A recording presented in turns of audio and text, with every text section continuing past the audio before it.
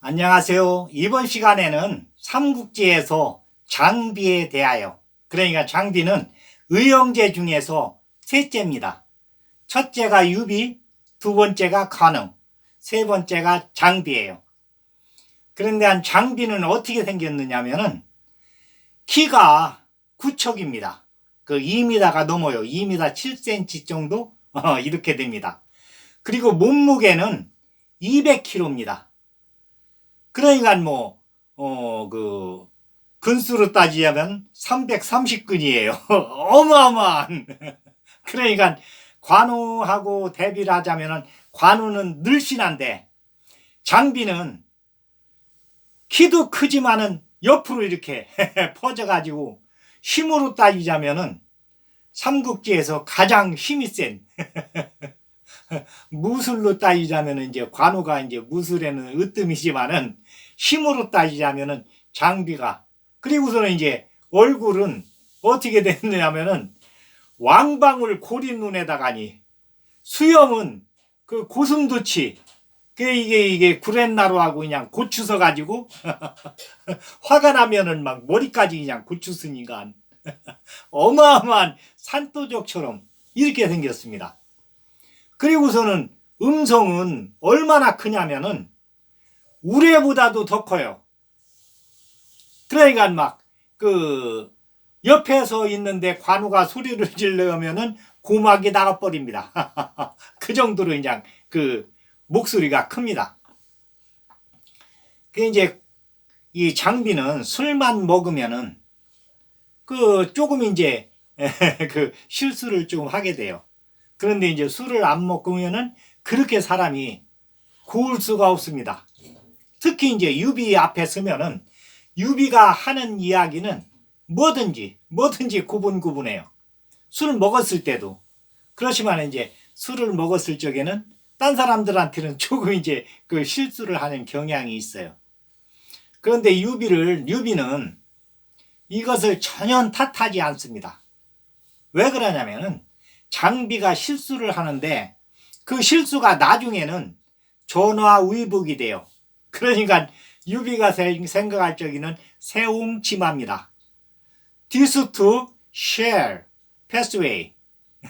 그러니까 이 또한 지나가리라. 지나가다 보면은 좋은 일이 또 생겨요. 이제 그것에 대해서 제가 장비하고 일어난 일을 차근차근 한번 이야기를 해보겠습니다. 그러니까 장비는 연나라, 그러니까 춘추 시대의 연나라의 귀족 자손이에요. 계속 여기 연주 지방에서 살았습니다. 그러니까 지금 얘기하자면 이제 토호죠, 토호. 어마어마한 부자. 계속 관리로 내려오면서 큰 농장을 가지고 있었으니까. 그런데 한나라 말기 때 와가지고서는 이 농장하고 다 뺏깁니다. 왜 그러냐면 아부를 안 하니까. 그리고서는 아버지하고 어머니도 여기에 연관돼 가지고서는 꼭 죽게 돼요. 그러니까 할아버지가 장비만 손자만 데리고서는 이 탁현으로 와서, 그러니까 이제 가신 한 명을 데리고, 가신이 그냥 등치가 크면서 힘이 좋은데 가신 한 명만 데리고 와서 이 탁현에 와서 이제 숨어 살게 돼요. 할아버지가 장비하고 같이. 그런데 이 가신이 집에 있으면서 하는 일이 없으니까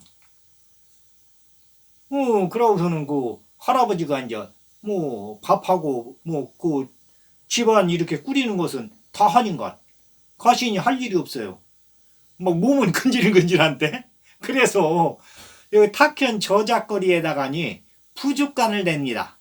그게 이제 지금 얘기하자면 이게 정육점인데, 정육점만 하는 게 아니고 그전에는 이 도살장까지 돼지도 잡고 소도 잡고, 그리고서는 고기도 팔고. 그런데 이제 정직하게 한다는 이제 소문이 나니까 거기 식당들에 전부 납품을 하게 돼요. 그러니까 5일에 한 번씩 납품을 해요. 그래 5일에 한 번씩 도살을 해가지고서는 납품을 하면은 거의 끝납니다.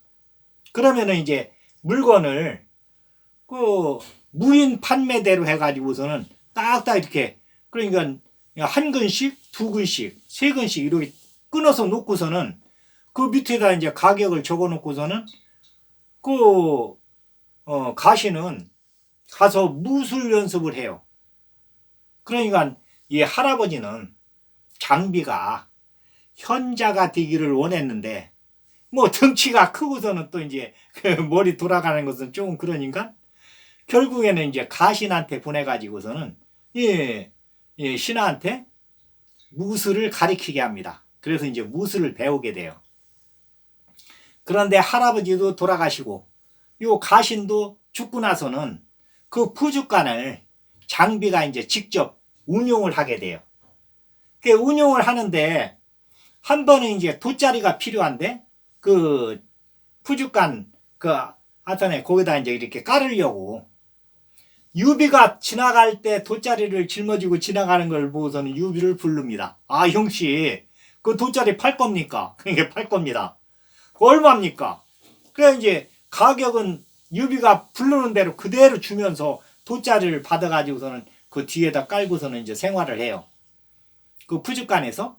그런데 장비가 볼 적에는 이 돗자리가 여느 돗자리하고 색다르게 아주 튼실하고 앉을 때마다 기분이 좋아요.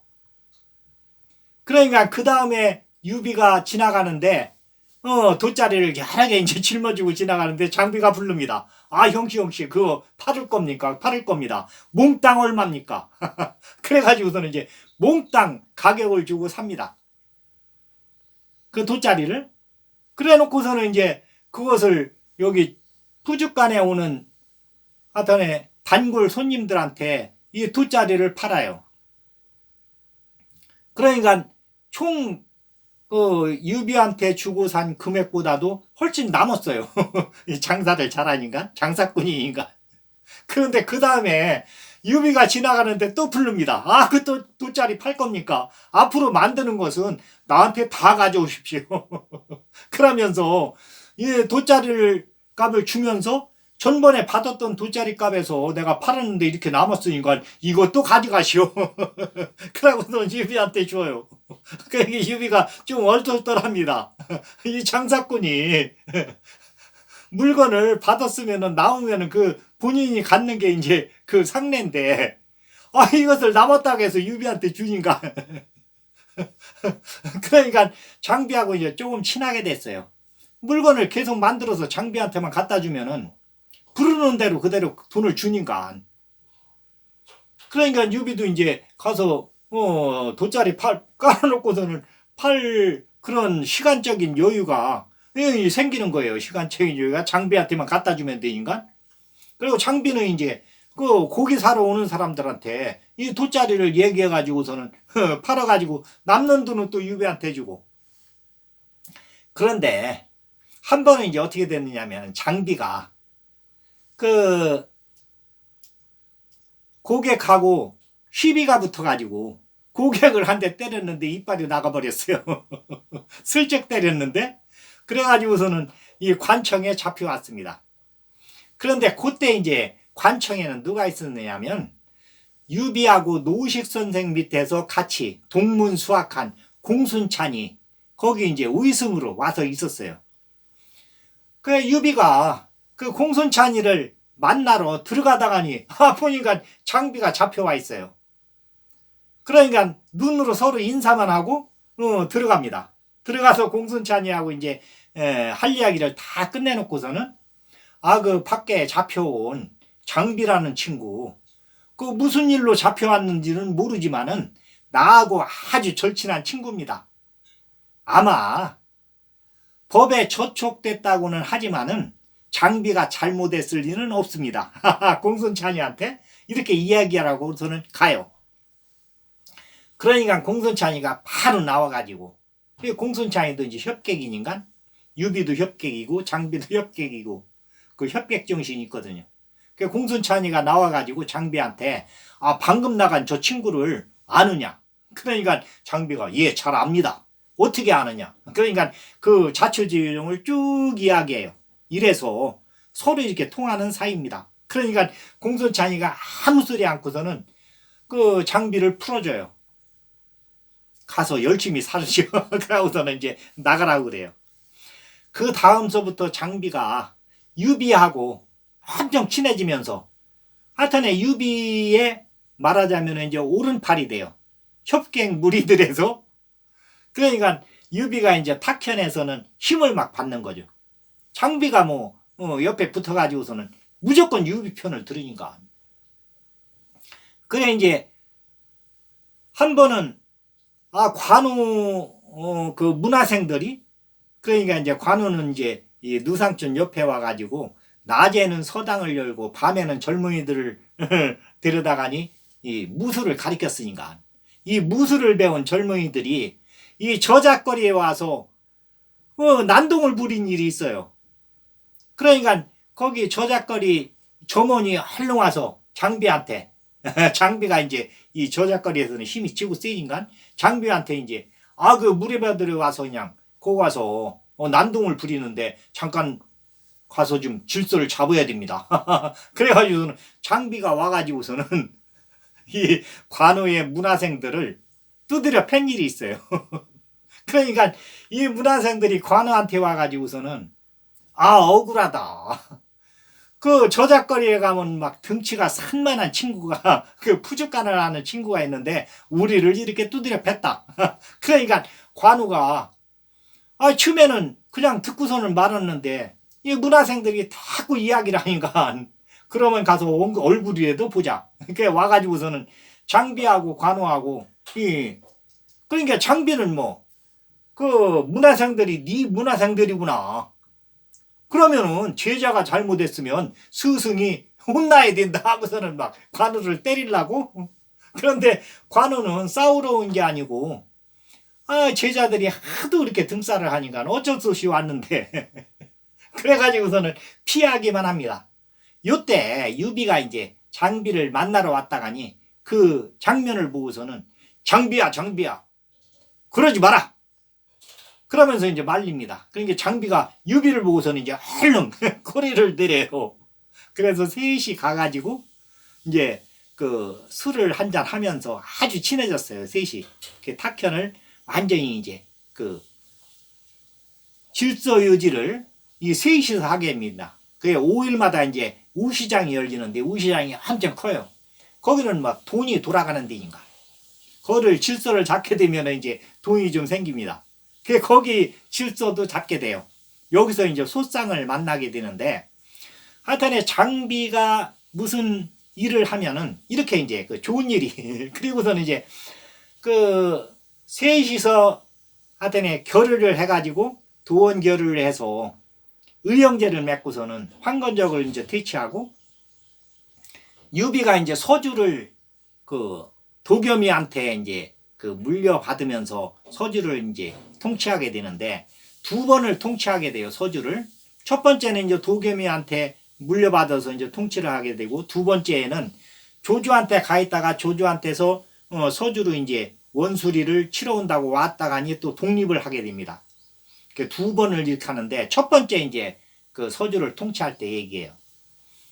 그때 이제 조주하고 도겸이하고 이제 막 조주 그 식구들이 친척들이 전부 서주를 지나다가니 몰살을 당했으니까 그래 도겸이 잘못이다 해갖고 조조는 이제 서주를 그냥 완전히 복속을 시켜야 되겠다고 왔는데 이때 도겸이가 막 각 지방에 이제 그 아는 사람들한테 아름아름 해갖고 전부 서신을 보내요. 조조가 이렇게 치러왔는데 좀 도와주시오. 그런데 이때 이제 유비는 평원 현령으로 있었는데 유비가 5,000명 병사를 데리고서는 여기 도와주러 옵니다. 그 유비 군대만 왔어요. 딴 병사들은 하나도 안 왔습니다. 조조가 무서워가지고. 그런데 유비는 그건 정의가 아니다 해가지고서는 와서 이제 조조한테 편지를 보냅니다. 살이 분별하게 딱 써가지고서는 서주를 이렇게 치려고 하는데 그것은 정의가 아닙니다 해가지고서는 편지를 보내요. 그러니까 조조가 이거 괘씸한 놈이다. 지금 5,000명 데리고 와서 우리 20만 명하고 맞대응을 하려고 하느냐 이렇게 했는데 요때 여포가 여포가 함양으로부터 도망 나와가지고 조조의 근거지 연주를 분탕질을 합니다. 여포가. 그러니까 그 소식을 듣고서는 조조가 이제 깜짝 놀래가지고 이제 유비한테 좋은 편지를 써요. 쓰고서는 철수를 합니다. 그러니까 도겸이가 볼 적에는 유비 군대가 와가지고서는 조조 군대를 물리쳤으니까 어쨌거나 조조 군대가 후퇴를 했으니까 유비한테 서주를 맡기게 됩니다. 이제 서주를 맡게 돼요. 그런데 이 연주를 분탕질하던 여포가 조조한테 쫓겨가지고 나중에 이제 서주로 오게 돼요. 그러니까 서주에 이제 유비가 여포를 받아들입니다. 옆에서 그렇게 만류를 하는데도 이건 나 내 품에 날라 들었는데 그것을 내쫓는다는 것은 이게 사람 도리가 아니다 해가지고서는 이제 여포를 소패에 이제 주둔하게 해요. 식량을 대주면서. 그런데 조조가 이 황제를 끼고서는 칙서를 내립니다. 유비한테 원수리를 쳐라. 원수리가 지금 황제를 참칭하면서 그 아주 그냥 못되게 구는데 이것은 하늘의 도리를 위반하는 것이다. 그러니까 유비는 원수리를 쳐라. 이렇게 이제 그러니까 황제의 칙서가 내려와요. 그 옆에서는 이것은 조조의 농간이니까 치러 가면 안 됩니다. 그런데 유비는 안 된다. 이게 황제의 칙서니까 치러 가야 된다. 해가지고서는 장비를 서주를 맡기고 장비한테 그러면서 신신당부를 합니다. 술을 먹지 말고 잘 지키고 있어라. 그러고서는 이제 관호하고 조자룡이하고 그러고서는 이제 그 병사들 다 데리고서는 원수리를 치러 가요. 그런데 이때 이제 장비가 또 이제 술을 먹고서는 실수를 해요. 그러니까 유비가 이제 술을 먹지 말라고 해서 이제 술을 꾹 참았는데 도저히 참을 수가 없어요. 그래서 오늘 하루만은 술을 먹고 그 다음에는 술을 먹지 말자 해갖고서는 전 관원들을 불러 모아가지고 술을 먹습니다. 그런데 나중에는 이제 술을 먹으니까 이게 적당히 먹고서는 이제 끝내야 되는데 장비를 한번 먹기 시작하면은 포금을 하냐. 이것을 이제 유비가 이제 아주 그냥 걱정을 해서 술을 먹지 말라고 아주 엄명을 내렸는데 하루만 크령님 말을 좀 하고서는 술을 먹읍시다 해가지고서는 이제 술을 먹다가니 관원들한테 이제 술 큰 사발로 해갖고서는 술을 돌려요. 그런데 조표 앞에 왔는데 조표가 그럽니다. 나는 술을 못 먹습니다. 그러니까 장비가 무슨 얘기냐. 오늘 하루만 먹어라. 그래갖고서는 이제 한 잔을 간신히 먹었는데 그 다음에 술잔을 또 돌립니다. 두 번째로. 그 조표 앞에 왔는데 조표가 진짜로 술을 못 먹습니다. 나는 체질이 술 체질이 아닙니다 하면서 이제 사양을 했는데 장비가 무슨 얘기냐. 분위기 깨게 이게 뭐냐 하면서 그냥 막 조표를 갖다가니 막 타박을 줘요. 그러니까 조표가 저기 우리 사위 얼굴을 봐서 좀 술을 안 먹게 좀 해주십시오. 그러니까 네 사위가 누구냐. 그러니까 저기 소패에 있는 여포입니다. 그러니까 장비는 여포라고 하면은 그냥 알레르기를 일으키는데 아주 그냥 막 여포라고 하면은 그냥 고개를 쌀레쌀레 이렇게 흔듭니다. 그가 아주 그냥 못된 놈이다 해가지고 그러니까 여포 장인이라고 하니까 너 잘됐다.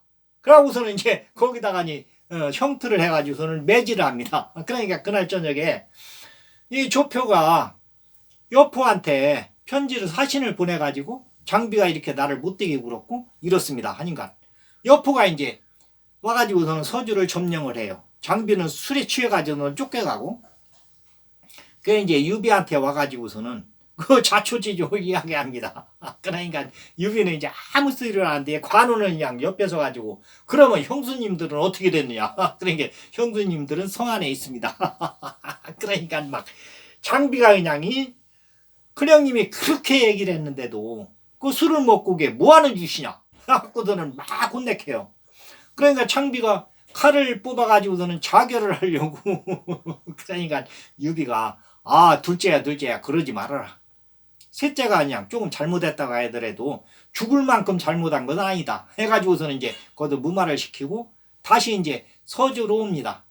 그 서주로 왔는데 여포가 이제 30리 밖까지 나와가지고서는 유비한테 그냥 내가 서주를 이렇게 탐낸 게 아니라 그 셋째 장비 저 장군이 사람을 막 죽이려고 해서 내가 임시로 여기를 지키고 있었습니다 이래요.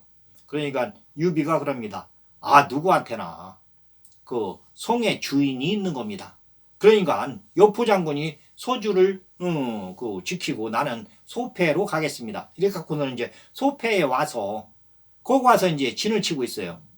그때 이제 유비의 가족들은 여포가 이제 특명을 내려갖고서는 잘 보호를 하고 있었으니까 아무 이제 문제 없이 이렇게 이제 소패에 와서 있는데 조조한테도 또 이제 그 황제의 칙명이 내려와요. 여포를 잡아야 되겠다. 그 여포가 이제 잘못한 일이 많이 있거든요. 그 전에. 그래서 유비하고 조조하고 둘이 이제 협력을 해서 여포를 잡습니다. 그러니까 이게 서주를 뺏겼다고 해도 뺏긴 게 아니고 장비가 이렇게 한 게 이제 이게 좋은 일로 또 이제 이렇게 돌아와요. 그래서 거기서 여포를 잡고 나서 유비의 삼형제가 조조를 따라 가지고서는 이제 그 허창으로 가게 됩니다.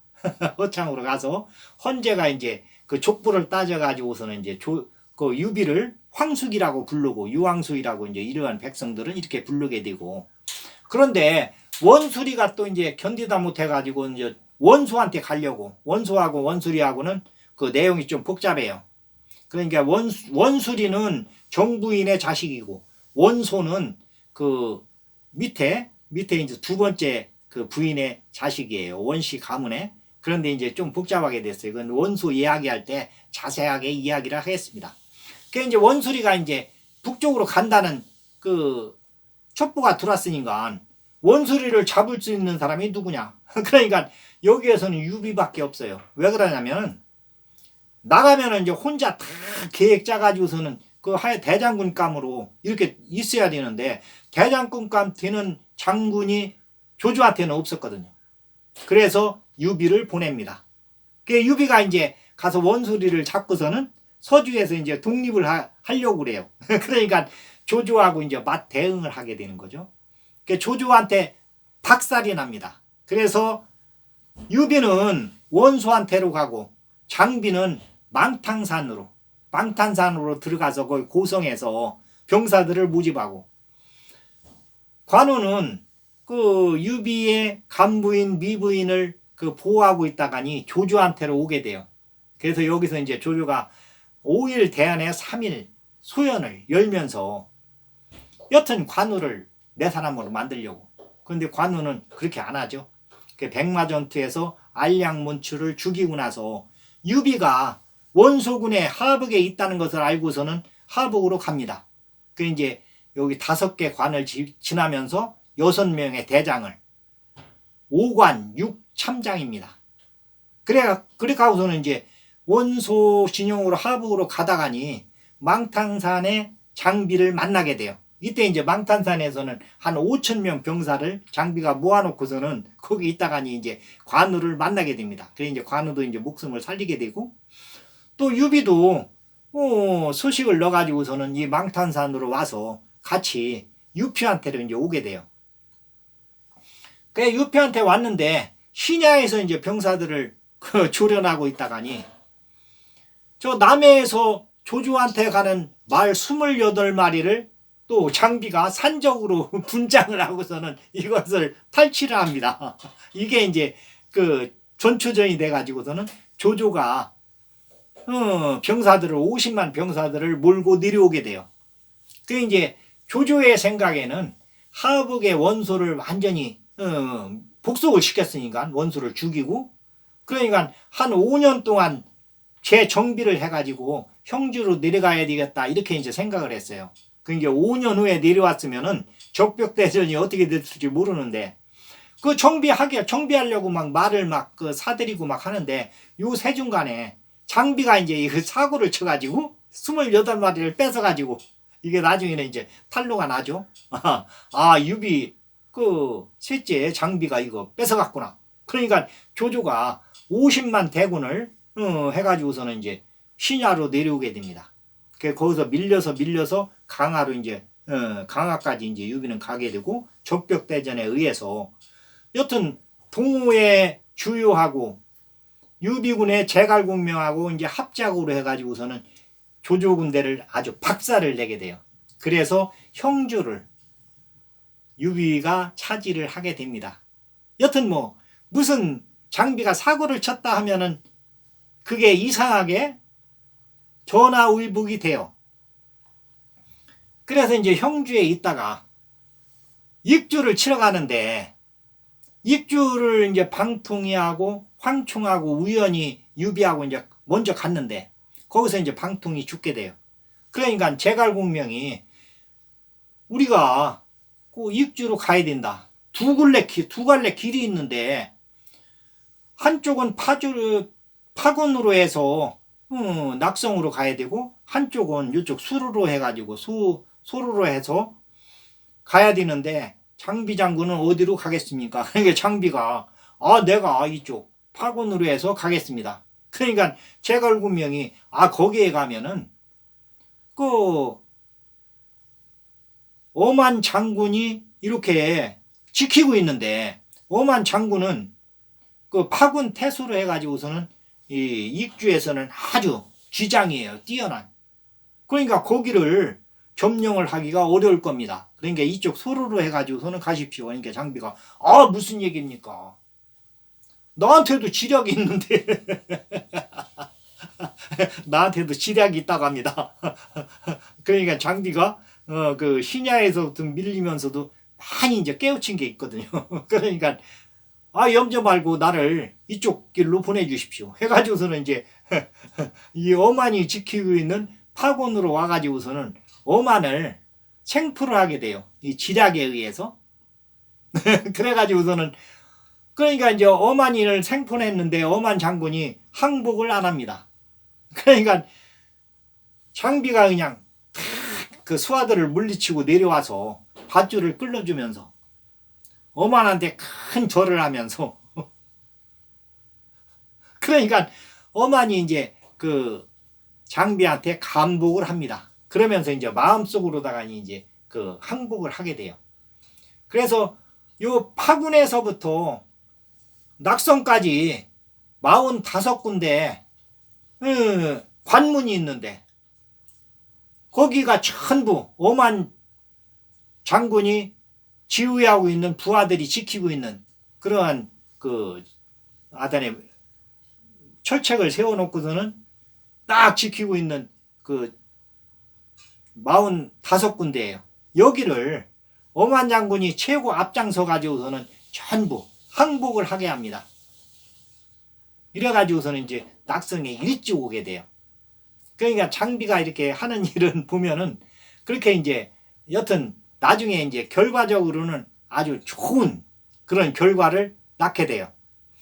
그래서 이제 익주를 다 이제 점령을 하고서는 그 있는데 이제 그 관우가 이제 여몽이한테 잡혀서 죽었다는 소식을 듣게 됩니다.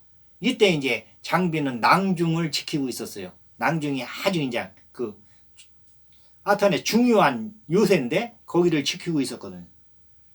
그런데 관우가 죽었다는 소식을 듣고서는 식음을 전폐하고 매일 울기만 합니다. 술만 먹으면서. 그러니까 그 시큼하고 좋던 머리하고 수염하고 이게 전부 하얗게 새고 이빨이 다 빠지고 눈이 침침해지고 그 술이라는 것이 그 적당히 마시면은 건강에 좋지만은 도를 넘게 되면은 이렇게 사람을 완전히 잡아요. 장비가 그 좋던 뭐 330근이 나갔으니까 200kg가 그러니까 어마어마한 그 여튼 이 체력을 가지고 있고 그 무력을 가지고 있으면서 그렇게 이제 하여튼 신체가 좋았었는데 이 술루다가니 매일 술을 먹으면서 뭐 둘째 형님을 관우를 생각하면서 매일 울으니까. 그러면서 유비한테서 여튼 관우 형님의 복수를 하기 위해서 병사들을 징집한다는 소식이 오기만을 기다려요. 그런데 유비는 이 관우하고는 이제 사적으로 이렇게 친한 적이지만은 지금 주적은 조존인가. 제갈공명이나 여기에 있는 군신들이 다 이제 말립니다.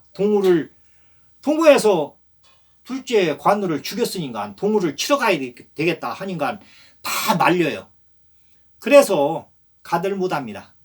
그런데 장비가 직접 와가지고 성도로 와가지고서는 큰형님 우리가 도원결의를 할 때 한날 한시에 낳지는 않았지만은 한날 한시에 죽기로 맹세를 했는데 그 맹세를 잊었습니까? 하면서 막 유비한테 막 대들어요. 이런 적은 한 번도 없었는데 그러니까 유비가 이제 어쩔 수 없이 그러냐 나도 그걸 생각하고 있었다. 너도 그렇게 생각하느냐? 그러면 우리가 병사들을 징집해서 동우를 치러 가자. 이래가지고서는 장비하고 이제 약속을 합니다. 그러니까 장비가 이제 낭중으로 돌아와가지고서는 3일 이내에 흰 옷을 다 입어라. 갑옷 위에. 그러니까 번관과 장달이 3일 가지고는 어렵습니다. 열흘간 시간을 주십시오. 그러니까 장비가 무슨 얘기냐. 내 생각 같아서는 오늘이라도 내가 동으로다가 진격을 하고 싶지만은 어쨌거나 흰옷을 입고서는 관우 형님의 빌어야 되겠으니까 흰옷을 다 입어야 된다. 3일 이내로 해라. 이라고서 이제 고집을 막 부립니다. 그러면서 3일 이내에 안 하면은 너희들 목을 치겠다. 그러니까 범관과 장달이 그날 저녁에 장비가 이제 술을 많이 먹고서는 자고 있는데 장비의 목을 따라옵니다. 하여튼에 지치끈이인가 거기 수비대장들 가서 지키고 있어라. 내가 특별히 할 얘기가 있다. 그러고서는 이제 장비 침실에 들어와서 딱 보니까 막 눈을 막 딱 뜨고 있어요. 깜짝 놀래가지고 숨소리를 들어보니까 코를 골면서 지금 자고 있는데 눈을 막 뜨고 있습니다. 장비가 원래 잘 적에도 눈을 뜨거든요. 그래서 목을 쳐가지고서는 동호의 손권한테로 가게 됩니다. 그래서 여기서 59세의 장비가 죽게 돼요. 그 장비의 이야기는 여기서 마감을 하고 다음에는 조자룡에 대해서 조운에 대해서 이야기를 하겠습니다. 오늘은 여기까지 하겠습니다. 감사합니다.